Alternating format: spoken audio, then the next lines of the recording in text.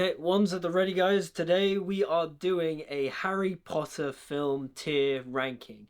And when I say Harry Potter, I'm also including the Fantastic Beasts films. Now, I don't normally love the idea of ranking videos, or at least like top 10 and such, unless it's like a list I've compiled of like top 10 reasons as to why blah blah blah. 10 ideas I want to see in such and such. But I thought it would be fun to use the tier ranking system, you know, the S, A, B, C, D, that thing, because I don't mind those ranking videos as such because they're interchangeable, and I thought it would be fun to start off with Harry Potter. Now, I could be very basic and very quick and to the point and go bam, bam, bam, bam, bam. My ranking for the Harry Potter films hasn't changed all that much, but no, that's boring. Instead, we're gonna go one by one, and I'm gonna give my reasonings, because we gotta stretch out that YouTube content, am I right? I don't know why I winked, that was stupid. Okay, so first off, we have Prisoner of Azkaban. Or I feel like I should just go in terms of what I think is the best. If that's the case, then we're gonna go straight to S tier. What's my favourite Harry Potter film?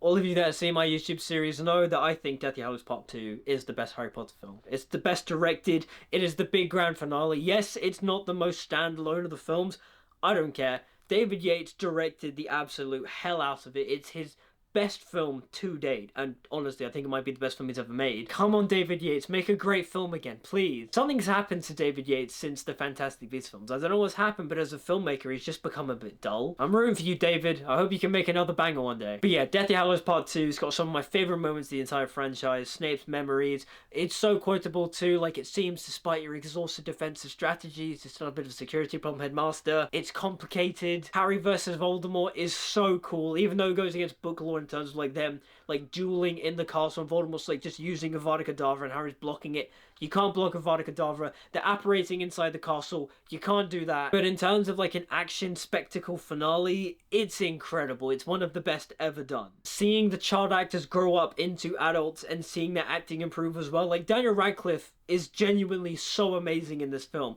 Like, the bit where Harry realizes that he has to die and then he comes out the pensive and he's like clutching his heart and he's sitting down in Dumbledore's office. Like, oh my god, it's so good. Also, this film features Harry using Draco's wand a lot, and funnily enough, Draco's wand is actually my favourite one.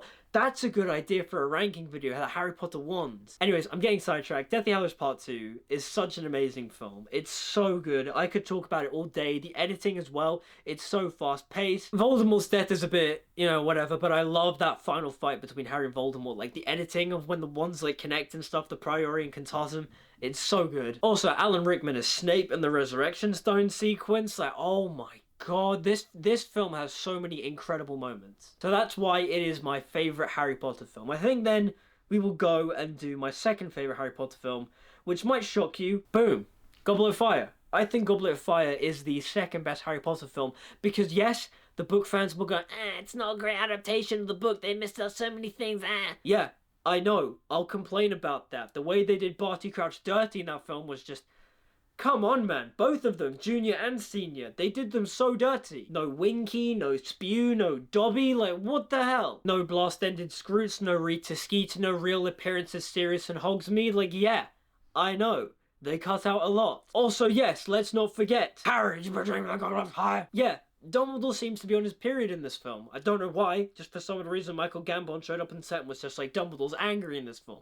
No clue why. But, as a film, it's so entertaining, it's so thrilling, it's so cool. The Triwizard Tournament, the way it's depicted, is so good. The Dragon Task is so exhilarating, it's so much fun. Exhilarating. The Hungarian Horntail, the visual effects on the Hungarian Horntail is so good. Like, genuinely, you'd have thought it would have been made today with how good the technology and how good the visual effects is. Like, I think that dragon is real. You look at that, tell me that's not a real dragon. Also, there's just so many like fun and quirky moments, like Ron telling Harry to piss off, the Weasley twins fight, Harry asking Cho out to the ball is nothing but pure comedy gold. I was just wondering if maybe you want to go ball me? Cho, I was wondering if perhaps maybe you wanted to go to the ball with me. Harry versus Voldemort in the graveyard is also just fantastic. Like, the Priori and Contatum is so well done. It's so epic. Ralph Fiennes as Voldemort is genuinely terrifying in this. He's so good as well. He shows up on screen, the gravitas, the menace, like, yeah. That's Voldemort, man. Like, who do you get to replace him? Also, we got Robert Pattinson in this film. We got Batman here. We got Edward Cullen. Like, come on. This is great. So yeah, Goblet of Fire, second favourite Harry Potter film. It goes in S tier. I really like it. Joining them in S tier, we have... Come on. Yeah.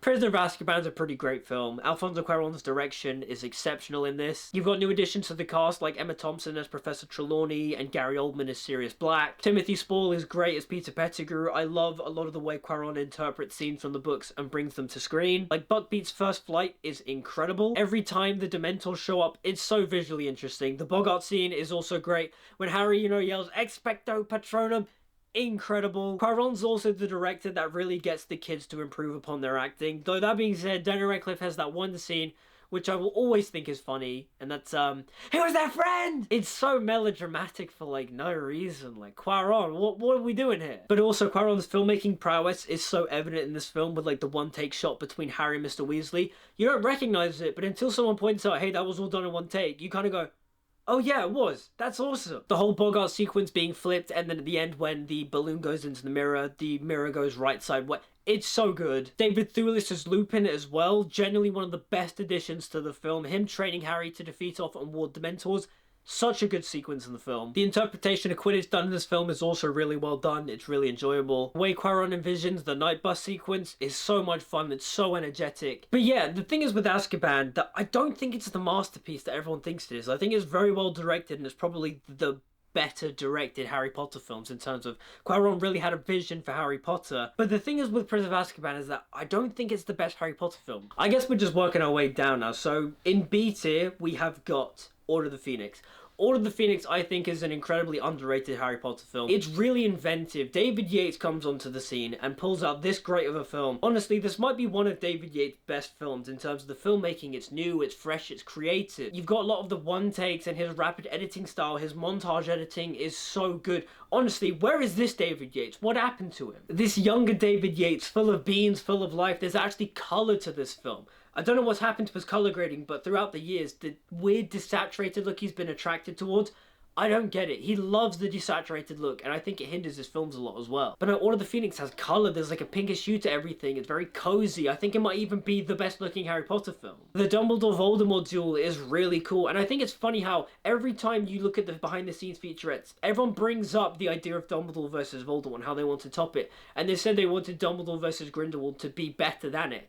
But you look at Dumbledore versus Grindelwald in The Secrets of Dumbledore, it's a decent fight, but it's nowhere near the level of Order of the Phoenix. You've also got the great chemistry between Daniel Radcliffe and Gary Oldman, which just really expands upon the Harry and Sirius relationship, and it's so well done.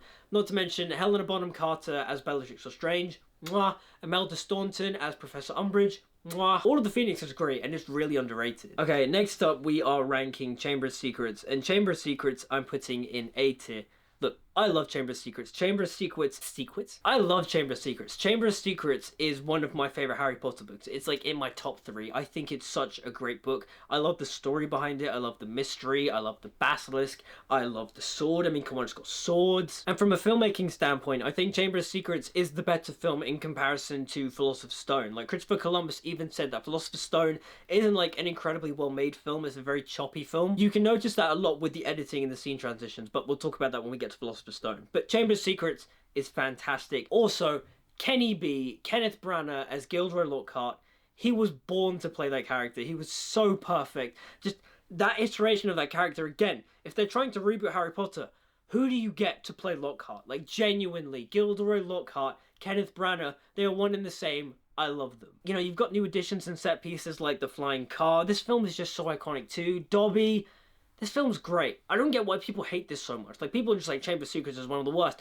No, it's one of the best. What are you talking about? Okay, next up we have Harry Potter and the Deathly Hallows Part 1, which is a film I do really like. Granted, it is described by some as the weakest of the Harry Potter films, and I can see why. It is slowly paced. That middle section does drag a lot, but then also the beginning is so fast-paced and so rapid and so energetic. That's some of the best stuff of the film. Like, yes, we didn't get scenes like Harry saying goodbye to the Dursleys and you're not a waste of space and such, but in terms of the filmmaking, that opening montage has a momentum, has a pace. It's really strong. There are a lot of great ideas and moments in this film. I love the dance scene between Harry and Hermione. It's so well done. It's so tender. It's such a great moment of heart. Also, that Nick Cave song, I love it so much. Lift up your voice Lift up your voice. Like, yeah, you can nitpick this film. I've nitpicked it as well. The amount of book changes and weird things they have to rush or brush over or bring up really quickly because they left it out in previous films. Like, yeah, it's got its problems, but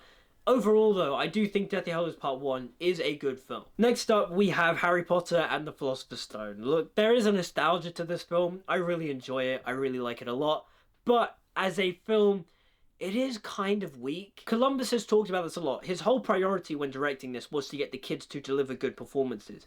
But because of that, the film itself, the filmmaking itself struggled. You can feel that a lot with the editing. A lot of the scenes are just cut, cut, cut, cut. A lot of the scenes don't smoothly transition into one another. It's just jump cut, jump cut, jump cut. Don't get me wrong, there's a lot to like about this film. I really do like this film a lot. I love all the Harry Potter films pretty much. The kids' acting, whilst not amazing, it's really charming to look back on. John Williams' score is incredible. You've also got the older cast too, like Maggie Smith and Robbie Coltrane and Richard Harris.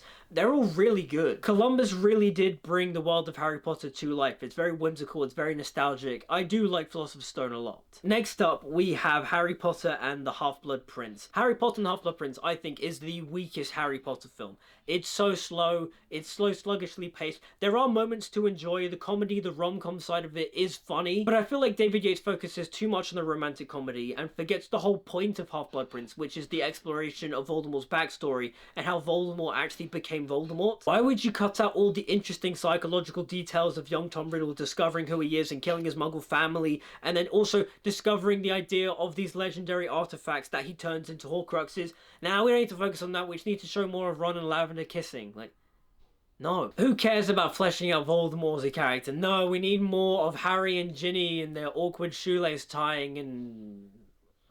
Don't get me wrong though, this film is enjoyable. I don't hate any of the Harry Potter films. They're all really enjoyable. This film is just the weakest one. Especially considering the fact that the Half-Blood Prince book is a really cozy read. You read it and it's very nostalgic, it's very warming, it's very fun to read. Also, the film doesn't include the "there's no need to call me sir, professor" line, so immediately that's why it's in the bottom of C tier. Next up, and you think this might be a bit of a surprise, we have Fantastic Beasts: The Secrets of Dumbledore.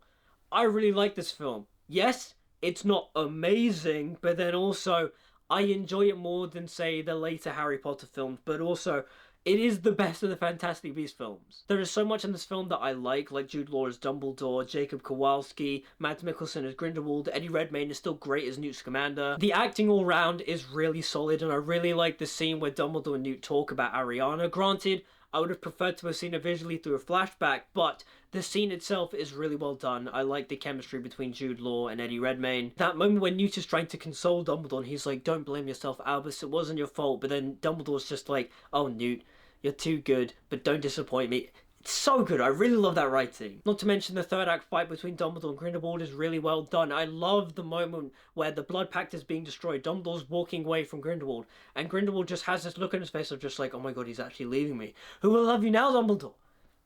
So good. I love that. Not to mention the ending where it's Jacob and Queenie's wedding, and then Newt and Tina are there, and then Newt sees Tina, and I love Newt and Tina's romance. It's so, like, sweet and wholesome because it's just two awkward people that like each other, just struggling to talk to one another. Honestly, it's so wholesome. And then you have Dumbledore watching the wedding from afar, and then he's just like, "Oh, Albus, I'll come and help you one day to defeat Grindelwald." And Dumbledore's just like, "Yeah, one day, one day."